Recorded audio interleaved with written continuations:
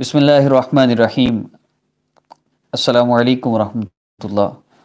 امید کرتا ہوں آپ سب خیریت سے ہوں گے۔ بہت سی چیزیں ایسی ہیں جو شعبان کے مہینہ میں بہت گردش کرتی ہیں اور بہت سی مس گائیڈنس کی جاتی ہے، اور بہت سی چیزوں میں عام طور پہ ہم پریشان ہو جاتے ہیں۔ دوسرا، ہم نے دین کا بیسک جو معیار وہ یوٹیوب کو، فیس بک کو، ان چیزوں کو رکھ لیا ہے، حالانکہ دین علماء سے سیکھنا چاہیے۔ اور پھر ہم جب یہاں سے فالو کرتے ہیں تو پھر بہت سی چیزوں میں ہم گمراہ بھی ہوتے ہیں، جس میں ایک بیسک چیز ہے جھاڑو لگانا، شعبان میں جھاڑو لگانا، اور رات کے وقت جھاڑو لگانا، اور اس طرح کی بہت سی چیزیں۔ اور بعض اوقات یہ بھی کہا جاتا ہے کہ اگر عورت اس وقت جھاڑو لگائے گی تو اس کو یہ ہو جائے گا، وہ ہو جائے گا۔ تو اس بارے میں انشاءاللہ آج کی ویڈیو میں کچھ باتیں کلیئر کروں گا۔ اور ان باتوں کی طرف بڑھنے سے پہلے میں یہ عرض کرتا چلوں کہ شعبان کا جو مہینہ ہے، شعبان کا مہینہ یہ وہ مہینہ ہے جس میں آقا پاک صلی اللہ علیہ وسلم عبادات کا بہت اہتمام فرمایا کرتے تھے، اور عام مہینوں کی نسبت میں اس مہینہ میں نبی علیہ السلام کثرت سے روزے رکھا کرتے تھے۔ ایک صحابی عرض کرتے ہیں، اللہ کے نبی صلی اللہ علیہ وسلم رمضان کے علاوہ باقی کسی مہینے میں آپ کو روزوں کا اتنا اہتمام کرتے ہوئے نہیں دیکھا جتنا اہتمام اس ماہ میں کرتے ہوئے دیکھا ہے۔ تو آقا پاک صلی اللہ علیہ وسلم نے فرمایا کہ اس ماہ میں، یعنی یہ 15 شعبان جو ہے، شب برات ہے، اس رات کے بارے میں نبی علیہ السلام نے فرمایا، جس کا مفہوم ہے کہ اس ماہ میں ایک رات ہے جس رات میں اللہ رب العزت کے ہاں اعمال پیش کیے جاتے ہیں، اور میں یہ چاہتا ہوں کہ جب میرے اعمال اللہ رب العزت کے ہاں پیش ہوں تو میں روزے سے ہوں۔ اس لیے شعبان کے ماہ میں روزوں کا رمضان کے علاوہ سب سے زیادہ اہتمام ہونا چاہیے۔ رمضان کے تو فرض ہیں، وہ تو ظاہر سی بات ہے رکھنا ہی ہے، لیکن شعبان میں خاص طور پر کم از کم اگر قوا طاقتور ہیں، یعنی صحت ٹھیک ہے، تو پھر تو شعبان کے سارے ماہ میں روزے رکھیں۔ لیکن اگر صحت ٹھیک نہیں ہے، آپ کو پتہ ہے ابھی روزے رکھے تو بعد میں مشکل ہو جائے گی، تو پھر آقا پاک صلی اللہ علیہ وسلم نے منع بھی فرمایا کہ شعبان کے آخری ایام میں روزہ نہ رکھو۔ اس کی وجہ یہ ہے کہ روزہ رکھنے سے ویکنس ہو جائے اور کوئی مسئلہ ہو جائے تو رمضان کے روزوں کا حرج نہ ہو، کیونکہ رمضان کا روزہ جو ایک چھوٹ گیا، ساری زندگی نفلی روزے رکھتا رہے، اس روزے کی قضا نہیں ہو سکتی، اس روزے کے برابر نہیں، وہ جو اجر رہ گیا وہ نہیں مل سکتا۔ اس لیے رمضان کے روزے بھی ہم نے مس نہیں کرنے۔ سوال ہے، رات کو اور اذان کے دوران جھاڑو لگانا کیسا ہے؟ رات کو کہا جاتا ہے کہ پیڑ پودے سو جاتے ہیں، اس لیے انہیں ہاتھ نہیں لگانا چاہیے۔ تو فرمایا کہ رات کو جھاڑو لگانے میں کوئی حرج نہیں ہے، البتہ محلہ کی اذان کے وقت دنیاوی کام چھوڑ کر اذان کا جواب دینا چاہیے، اس وقت جھاڑو لگانا موقوف کر دینا چاہیے۔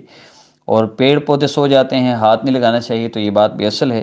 اور جھاڑو لگانے کے بارے میں بھی عرض کر دیا مفتی صاحب نے کہ کوئی حرج نہیں ہے، بس اذان ہو رہی ہے تو موقوف کر دیں، رک جائیں، اذان کا جواب دیں، اس کے بعد پھر آپ جھاڑو دے سکتے ہیں۔ اور کسی نے پوچھا، کیا فرماتے ہیں علماء کرام اس مسئلہ کے بارے میں کہ ایک امام صاحب نے یہ بات لاؤڈ سپیکر پہ کہہ دی ہے کہ عصر کی نماز کے بعد جھاڑو دینا جائز نہیں ہے؟ تو یہ بالکل بے اصل بات ہے، اور حکیم الامت رحم اللہ فرماتے ہیں کہ بعض عوام عصر کے بعد جھاڑو دینے کو برا سمجھتے ہیں، اور اس کی کوئی اصل نہیں ہے۔ اسی طرح بعض دیہات میں یہ بات مشہور ہے کہ رات میں جھاڑو لگانا صحیح نہیں ہے، تو یہ بات بھی غلط ہے۔ رات میں جھاڑو نہیں لگا سکتے، یہ بات غلط ہے۔ صحیح یہ ہے کہ جھاڑو لگانے میں کوئی حرج نہیں، اگر ضرورت ہو تو رات میں بھی جھاڑو لگا سکتے ہیں۔ یہ وہ توہمات ہیں، یہ اغلاط العوام، وہ چیزیں ہیں جن میں ہم عمومی طور پہ پڑ گئے، اور ہم نے نہ کسی عالم سے پوچھا، نہ کبھی کسی سے مشورہ کیا کیا ایسا واقعی ہے یا نہیں۔ اللہ اکبر کبیرہ۔ اللہ رب العزت ہمیں سنت کے مطابق زندگی گزارنے کی توفیق عطا فرماویں، اور ایسے اعمال سے اور ایسی چیزوں سے بچنے کی توفیق عطا فرماویں جن کی وجہ سے لوگ تو اپنے چینل چلا رہے ہیں اور بہت سی چیزیں چل رہی ہیں، لیکن ہماری آخرت تباہ ہو رہی ہے۔ ہمیں سمجھ نہیں آ رہی ہم نے کرنا کیا ہے۔ رات کے وقت جھاڑو نہ دیں، آدھی رات کو جھاڑو نہ دیں، تو عجیب ہے۔ اور بہت سے لوگوں کے بارے میں نے سنا بھی، انہوں نے یہ بات کی، حالانکہ وہ بہت اونچے پائے کے عالم بھی ہیں لیکن کوئی حوالہ نہیں ہے، بس اپنی ایک تھنکنگ کے حساب سے انہوں نے یہ مسئلہ بتا دیا، لیکن ایسا ہرگز نہیں ہے، آپ کر سکتے ہیں۔ اس کے علاوہ اور بھی کافی اغلاط العوام ہیں، بہت سی ایسی چیزیں ہیں جن کے بارے میں کہا جاتا ہے کہ ایسی اشکالات دلوں کے اندر پیدا کر دیے جاتے ہیں۔ مثال کے طور پہ بعض لوگوں کے ذہن میں ہے کہ جب محسوس ایام میں ہیں تو مصلی پہ نہیں بیٹھ سکتے۔ کیوں نہیں بیٹھ سکتے؟ گھر کے سارے کام کرتے نہیں کرتے؟ انہی ہاتھوں سے اسی جسم کے ساتھ سب کچھ ہو رہا ہے، اب گھر والوں کو کھانا بھی بنا کے دیا جا رہا ہے، یہ مصلی پہ آنے سے شیطان کیوں روکتا ہے؟ مجھے میسج آیا کہ آپ تسبیح پڑھ سکتے ہیں، کہا میں نے کہا پڑھ سکتے ہیں۔ نہیں یہ جو دانوں والی تسبیح ہوتی ہے کیا یہ پڑھ سکتے ہیں؟ کہ اس کو کیا مسئلہ ہے، اس کو کیا ہو جاتا ہے؟ پڑھ سکتے ہیں۔ وہ جی میں نے کہا مصلی پہ بیٹھ کے عمل کریں، کمنٹ تھا کہ جو ان ایام میں تو مصلی پہ نہیں بیٹھ سکتے تو میں ویسے ہی کرسی پہ بیٹھ کے کروں۔ میں نے کہا کیوں نہیں بیٹھ سکتے؟ بیٹھ سکتے ہیں۔ اسی طرح اذکار کر سکتے ہیں، قرآن پاک کی تلاوت نہیں کر سکتے، استغفار پڑھ سکتے ہیں، درود پاک پڑھ سکتے ہیں، لا الہ الا اللہ پڑھ سکتے ہیں، قرآنی دعائیں جیسے ربنا ظلمنا انفسنا وَإِن لَّمْ تَغْفِرْ لَنَا وَتَرْحَمْنَا لَنَكُونَنَّ مِنَ الْخَاسِرِينَ پڑھ سکتے ہیں۔ اور وہ جو اذکار آپ کرتے ہیں صبح شام کی مصنون دعاؤں کی، وہ بھی پڑھ سکتے ہیں۔ پھر سوال ہے کہ رات میں ناخن کاٹ سکتے ہیں یا نہیں، اور رات کو بالوں میں کنگھا کرنا کیسا ہے، اور پہنے ہوئے کپڑے کی سلائی کرنا کیسا ہے۔ تو مفتی صاحب فرماتے ہیں کہ رات میں ناخن کاٹ سکتے ہیں اور بالوں میں کنگھا بھی کر سکتے ہیں اور پہنے ہوئے کپڑے کی سلائی بھی کر سکتے ہیں، شرعاً اس میں مذائقہ نہیں ہے۔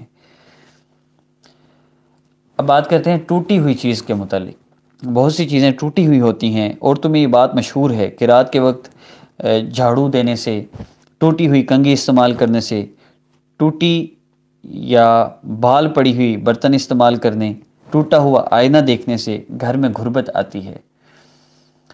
تو اس کا جواب یہ ہے کہ یہ باتیں صرف مشہور ہیں، کسی مستند اور معتبر کتاب میں ان کی صراحت نہیں۔ البتہ ٹوٹے ہوئے برتن کے استعمال کی کہ اس میں پانی وغیرہ پینے کی حدیث میں ممانعت آئی ہے، یعنی جن برتنوں میں دراڑ ہے ان میں پانی پینے کی ممانعت آئی ہے۔ اس کے علاوہ اور کوئی مسئلہ نہیں ہے، آپ بے فکر ہو کے پرسکون ہو کر جو مرضی کریں۔ ایک خاتون ہے، پوچھ رہی ہیں مجھے بتائیں کہ رات میں بال باندھنا اور چوٹی کرنا منع ہے یا مکروہ ہے؟ تو فرمایا کہ اس بارے میں رات اور دن کا کوئی فرق نہیں ہے، لڑکیاں جب چاہیں اپنے بالوں کو باندھ سکتی ہیں اور چوٹی کر سکتی ہیں، ہاں البتہ فیشن پرست عورتوں کی طرح بالوں کو اونٹ کے کوہان کی مانند باندھنے سے بچنا چاہیے، یہ حرام ہے۔ بس آج کی ویڈیو میں اس میں اتنا ہی عرض کروں گا۔ بہت سی ایسی باتیں ہمیشہ رہ جاتی ہیں جو بہت ضروری ہوتی ہیں، لیکن آہستہ آہستہ انشاءاللہ جیسے جیسے آپ لوگوں کے سوال پہنچتے رہیں گے تو ہم مستند علماء کرام کے زیر سایہ ان سے پوچھ کر آپ تک ان اغلاط کی اور ان توہم پرستیوں کے جتنے بھی جوابات انشاءاللہ عرض کرتے رہیں گے، اور انشاءاللہ آپ ان پر عمل کر لیں گے تو آپ کو فائدہ ہوگا، اور دنیا آخرت کے مسئلے، ٹینشنیں، پریشانیاں ختم ہو جائیں گی۔ مفت کی ٹینشنیں ڈالی ہوئی ہیں، برکت نہیں رہے گی، غربت آ جائے گی، جھاڑو نہ دینا، گھر میں تباہی آ جائے گی، اور ایسا کچھ بھی نہیں ہے۔ آپ جو چاہے کیجیے، جیسے میں نے عرض کر دیا۔ تو اللہ رب العزت سے دعا ہے اللہ پاک ہمیں اسلام کو سمجھنے کی، اور یہ جو اتنا آسان دین ہے جس کو ہم نے مشکل بنا لیا، اس مبارک اور آسان دین پر چلنے کی اللہ ہمیں توفیق عطا فرمائے۔ دیکھیے 750 سے زیادہ مرتبہ قرآن پاک میں نماز کا حکم آیا ہے۔ اب جب آپ نماز پڑھتے ہیں تو آپ قرآن پاک کی 750 سے زیادہ آیات پر عمل کر لیتے ہیں۔ اب یہ قرآن پر عمل کرنا کتنا آسان ہو گیا۔ تو یہ دین بڑا آسان ہے، لیکن ہم نے اپنے لیے مشکل بنا لیا۔ اپنے آپ کو مشقت میں نہ ڈالیے، 5 وقت نماز کا خود بھی اہتمام کیجیے، اپنے گھر والوں کو بھی کہیے، بس یہ جنت میں جانے کا آسان ترین راستہ ہے، بس اتنا ہی کافی ہے۔ اس کے علاوہ مزید اپنے آپ کو نہ مشقت میں ڈالنے کی ضرورت ہے اور نہ کسی تکلیف میں ڈالنے کی اپنے آپ کو ضرورت ہے۔ السلام علیکم ورحمۃ اللہ وبرکاتہ۔